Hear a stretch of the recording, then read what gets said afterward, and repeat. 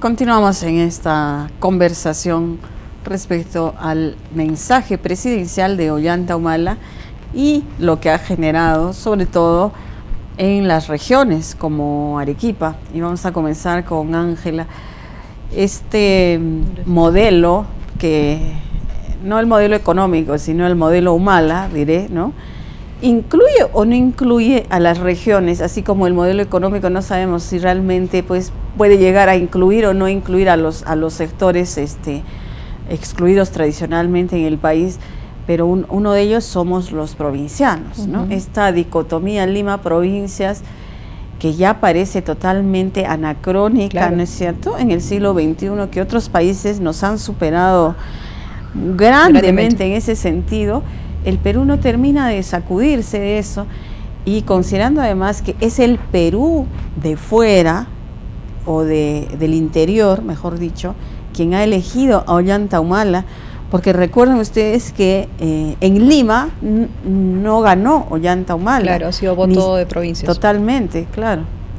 Yo preguntaría primero cuál es el modelo Humala, porque a mí no me queda claro cuál es el modelo que el actual presidente está empleando para liderar el país. Primero fueron unas ofertas preelectorales que nos sacaron a bastantes de cuadro. Yo debo confesar, en todo caso, que voté por el señor Humala, pero voté por él porque era imposible que vote por la otra candidata y no quería echar mi voto, no lo quería viciar ni poner en blanco.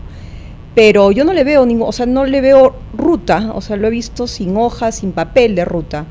Veo a una suerte de liderazgo incierto que me hace preguntarme y cuestionarme de qué manera se va a vivir estos 4 años restantes, ¿no? De qué manera las regiones, por ejemplo, de qué manera Arequipa se va a ver beneficiada, por ejemplo, de la gestión del presidente Humala. No lo veo claro porque tampoco se evidencia una fluida interacción y comunicación entre, por ejemplo, el presidente regional y el presidente Humala, ni con todos los presidentes regionales. O sea, no nos llega a través de sus mensajes ciertos puntos o ciertos lineamientos de coordinación que serían básicos y necesarios si queremos hablar de un liderazgo país, ¿no? O sea, yo siento que las regiones están como huérfanas, ¿no? Cada presidente haciendo lo que puede. Y ya si hablamos de las ciudades, pues yo creo que el mal del Perú es la falta de comunicación. Falta de comunicación, consecuencia de la falta de educación y de todo lo demás, pero acá la gente no se comunica y cada quien hace lo que le da la gana. Es lo como lo siento y como lo vivo, ¿no? Y eso me desespera porque creo que quienes habitamos acá estamos esperando hace bastante tiempo tener un país, como llaman ellos, con posibilidades, ¿no? Posibilidades que no se encuentran. No hay liderazgo nacional, Juan Guillermo, pero tampoco hay liderazgos locales o regionales como para que hagan esa interacción, ¿no? Que dialoguen, ¿no es cierto? ¿Cuál es el problema que tú ves? De hecho, está entrampado el proceso de descentralización. Es una pena, como arequipeño, como descentralista y como uno de los autores de la propuesta de descentralización de la Constitución, está entrampado. Y el gobierno no sabe, coincido con Ángela, el gobierno no sabe qué hacer, y como no sabe qué hacer, mejor no lo menciona. En el discurso no ha mencionado nada sobre descentralización. Es una pena, está entrampado. ¿Por qué? Porque lo que necesita el Perú es tener 4 o 5 grandes regiones. Lo que diseñamos en la Constitución del 93 a partir de los departamentos era para que se pudieran, mediante referéndums de las regiones colindantes, pudieran integrarse. Pero ¿qué sucede? Con la formidable inversión minera y con el formidable canon minero que hay, el país se está despedazando. Se está descentralizando, sí, al mismo tiempo contradictoriamente. ¿Por qué? Porque tenemos el canon, yo creo que está descentralizando más que la Constitución y que las leyes y que los gobiernos. ¿Por qué? Porque felizmente la mamapacha, la madre naturaleza, tiene las minas en los sitios más deprimidos del Perú. De tal forma que hoy se crea riqueza ahí y el canon está quedando ahí. Por primera vez en la historia del Perú también, los limeños no manejan parte de la riqueza que se da. No están prosperando. Tampoco, no están prosperando. ¿Por qué? Bueno, pero está quedando el canon ahí, correcto. Está descentralizando de alguna manera. Perfecto. Pero está despedazando al país también el canon. Tenemos que darnos cuenta que hoy Moquegua no quiere unirse con nadie porque tiene un formidable canon y poca población. Igual está Arequipa, igual Cajamarca, Ancash, etcétera. Entonces, ¿cuándo vamos a llegar a tener las 4 o 5 grandes regiones que el Perú debe tener en un proceso verdadero de descentralización? Nunca. Entonces, el gobierno es necesario. Yo hice una propuesta hace 3 semanas, pero aparte de la propuesta, era una propuesta al debate. Yo creo que lo que yo pediría hoy en esta conversación es de que nos pongamos las pilas, desde los gobernantes hasta los ciudadanos, para idear un sistema por el cual lleguemos a tener las 4 o 5 regiones por voluntad de la ciudadanía, no por determinación del Congreso. Yo no creo que el Congreso deba crear una ley, el Perú se divide en 5 regiones y punto. Eso no va a funcionar tampoco. Tiene que ser convencional de la ciudadanía tiene que estar de acuerdo. Eso no va a pasar. Ahora, sin embargo, de pasadita ha dicho algo que puede ser esperanzador para la descentralización. ¿Qué cosa es? Que van a reformular y van a agilizar el SNIP. Que van a hacerlo, me imagino, el SNIP es un control que debe tener el Estado, pero según se quejan todos los alcaldes y todos los presidentes regionales, es una barrera que no pueden invertir, que les impide invertir. Pues bien, eso tienen que agilizarlo. Como, no sé, había un programa hace unos años de que si el burócrata no responde, se hace. O sea, si el SNIP no le resuelven en una semana... Silencio positivo, ¿no? El silencio positivo. O tiene que haber un sistema por el cual, ojalá que esa frasecita que ha dicho que van a reformular el SNIP, ojalá que tenga ese contenido para facilitar. Ahora, para terminar en este bloque sobre las ausencias, también quisiera decir que no solo es que no tiene ideas sobre descentralización este gobierno.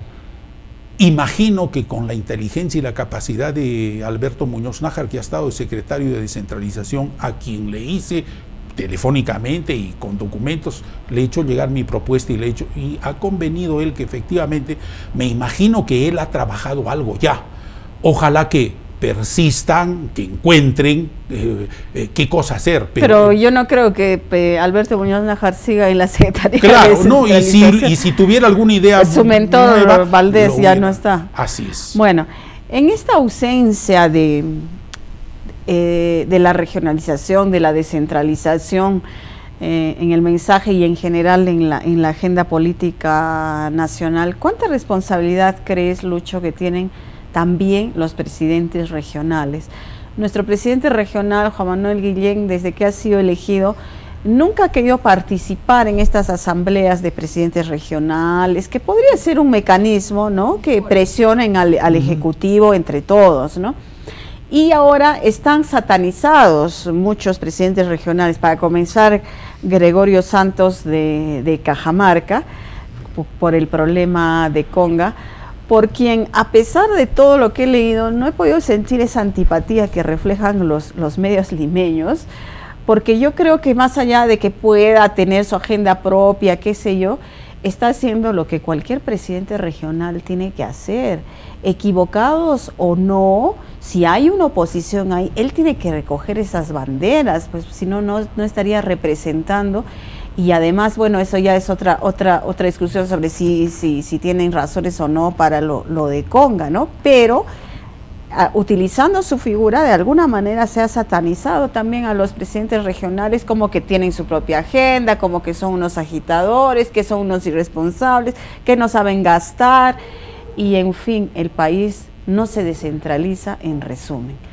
¿Qué reflexión te genera esto? Bueno, yo creo que tampoco podemos decir que el país está igual que hace 20 años o 15 años. Definitivamente el país ha cambiado. O sea, hay un cambio.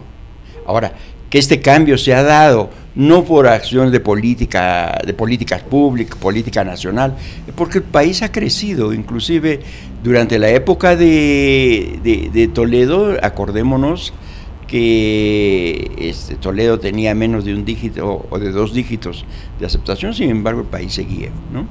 Entonces hay de hecho una un esfuerzo de sectores nacionales, locales, que algunos llaman los empresarios, mini empresarios, ¿no? Hay todo se ha generado un movimiento, una dinámica en ese sentido. Ahora, pero nos preguntamos, o me pregunto yo, por ejemplo, en términos, yo no sé si el problema es de las regiones, es cierta, o las macroregiones, la conformación, eso a nivel político, pero sí definitivamente subsiste, ¿no?, unas enormes diferencias. Primero, el centralismo todavía está, o sea, no ha acabado. En segundo lugar, que existe una enorme diferencia entre el litoral o la costeñización y el mundo andino rural, y también el mundo amazónico. Entonces, esas enormes diferencias, que son en términos de posibilidades, de servicios, de agua, desagüe, de salud, educación, de ciencia, de infraestructura, equipamiento, etcétera, todavía están ahí presentes, ¿no? Yo creo que ahí definitivamente hay canon, en muchos casos, en los hechos hay canon, ¿no? Puede ser mal o bien aplicado, ¿no? Pero las diferencias existen. Y como decíamos antes, alguna vez, las enormes inversiones, los grandes proyectos, nunca han sido en este mundo andino, mundo amazónico, para un proyecto de carácter endógeno, han sido exógenos, inclusive, y también hay una suerte de colonialismo interno, de carácter regional. Aquí se ha dado, no es de este gobierno, pero aquí, por ejemplo, tendríamos que preguntarle, el proyecto Majes, ¿hasta qué punto ha beneficiado a los pobladores del Colca? ¿No han seguido siendo pobres? ¿De qué manera existen formas de compensación, de aprovechamiento de sus recursos, ¿no?, de lugares o zonas que en efecto se beneficien? Lima aprovecha la hidroeléctrica del Mantaro, que es la mayor del país, y sin embargo Tayacaja no tenía luz hasta hace poco tiempo, ¿no?, que es el lugar. Entonces, ese tipo de diferencia, eso no puede seguir más. Y por eso es que ¿por qué no nos preguntamos cuántos años están los narcoterroristas en el interior? Y eso se debe exclusivamente o a una dejadez del gobierno en términos políticos o policíacos militares, o también a un abandono del Estado. Entonces hay un tema ahí social presente. Luchito, si me permites, yo quisiera proponer una cosa. Desde el Búho, que es nuestro semanario regional, o nuestro mensuario, es que ahora, ¿no? Mensuario y el programa de televisión. ¿Por qué el Búho, por ejemplo, no se gana el pleito y damos un plazo al gobierno de Humala hasta fin de año? Ha anunciado que se ha ratificado en que va a ser el gasoducto y el polo petroquímico, que es una necesidad para el sur, correcto. ¿Por qué el Búho no se gana el pleito y convoca a las instituciones de Arequipa, desde el gobierno regional, municipalidades, universidades, Cámara de Comercio, la Federación Departamental de Trabajadores y a quien sea? ¿A qué cosa? El voto que ha recibido Humala es presidente de la República por el voto del sur. Así es. Y toda elección es un contrato social. Tenemos el derecho de cobrarle a Humala, y que me disculpe, yo no tengo nada que cobrarle porque yo no voté por él en la primera vuelta, es cierto, de tal suerte, pero acá mis compatriotas de Arequipa han votado mayoritariamente por él, y todo el sur le ha dado la presidencia, y realmente está descuidando completamente el sur. Y si no hace el gasoducto y no toma medidas afines, tenemos que ponernos nosotros en plan de lucha, porque no hay otra cosa. Pero ¿qué necesita el sur? Hemos escuchado en el mensaje muy tangencialmente, como tú lo dices, a mencionar el proyecto Majes y el polo petroquímico relacionado con el gasoducto. Pero hace 30 años que hablamos en el sur, en Arequipa, particularmente del proyecto Majes, todos los candidatos a presidentes regionales, a los presidentes nacionales, y ahora sigue que el proyecto Majes, realmente es todo lo que necesitamos en el sur. ¿Y por qué no hay una agenda? Yo decía ya, ¿no? Los presidentes regionales acá también tienen una gran responsabilidad. ¿Qué necesitamos en el sur? ¿Qué le pediríamos? ¿Quién me quiere responder? A Ollanta Humala, después de hacer esa convocatoria, ¿no? A ver, comencemos. ¿Hagamos qué? Permiten, yo creo que no solo en el sur, yo creo que a nivel país necesitamos tener una mirada estratégica para desarrollar nuestras fortalezas, ¿no? O sea, el simple y conocido análisis FODA nos permite saber que hay cosas que podemos hacer mejor que otros o mejor que otras regiones. ¿Por qué no potencializamos las condiciones geográficas de Arequipa para convertirla en ciudad de congresos? Eso se ha hablado hace 500 años, pero no está pasando nada en ese sentido. No estamos orientando nuestra oferta a un público determinado y eso lo hacen ciudades exitosas. No tenemos un plan, una política de desarrollo que tiene que ver con gestión de presidencia regional y gestión de alcalde también, gestión de todos los elementos políticos que supuestamente guían los destinos de la ciudad o de la región en este caso. Entonces yo sí pediría que se vea al país como una unidad de la cual podemos aprovechar las ventajas comparativas y competitivas de cada una de sus partes. O sea, no podemos seguir viviendo en un país peleándonos de repente por cosas que todos queremos hacer, pero que no todos podemos hacer bien. Entonces, zapatero a tus zapatos también, es un poco de sentido común, o sea, desarrollemos el sentido común de las personas, o sea, vamos a seguir quejándonos de lo mismo en tanto no se invierta en educación, por ejemplo, ¿no? Una masa ignorante va a seguir respondiendo a estímulos de manera ilógica. Pero ¿cuáles son las prioridades? Aparte de las obras de infraestructura que más o menos ya están determinadas, ¿no es cierto? Pero ¿cómo comenzamos políticamente? ¿Cuál debería ser el manejo?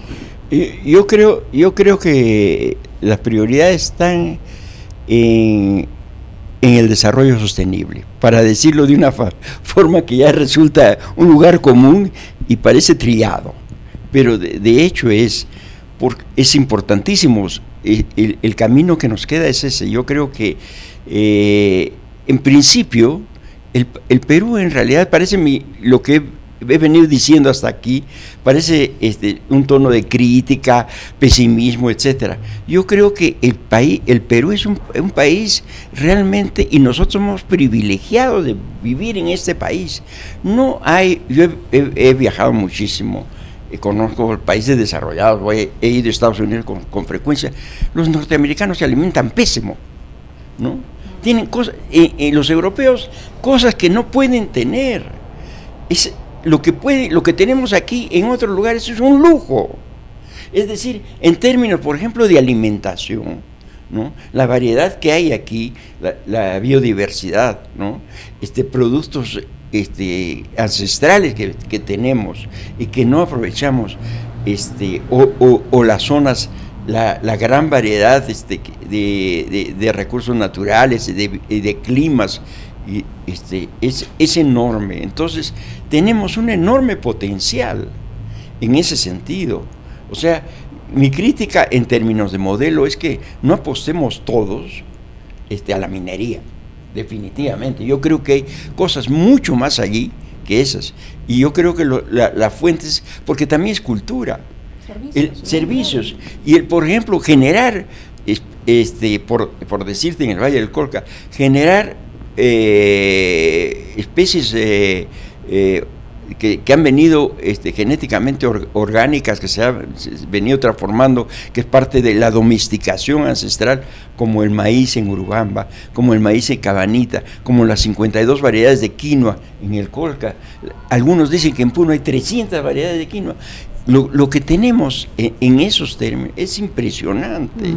Esa es la gran riqueza. Revalorizarla. El país más allá de la minería. Y es parte de también riqueza cultural, porque es la población la que ha ido desarrollando estas cosas. De eso vamos a hablar justamente en el bloque que viene, de esa ausencia en el mensaje y de las necesidades, ¿no? De ver también el desarrollo desde el punto de vista cultural. Vamos a hacer una muy breve pausa y regresamos.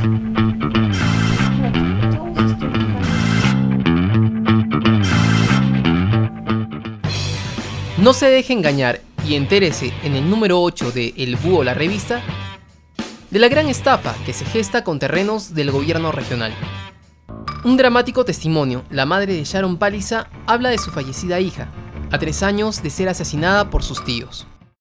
¿Lo denuncian por hacer obras?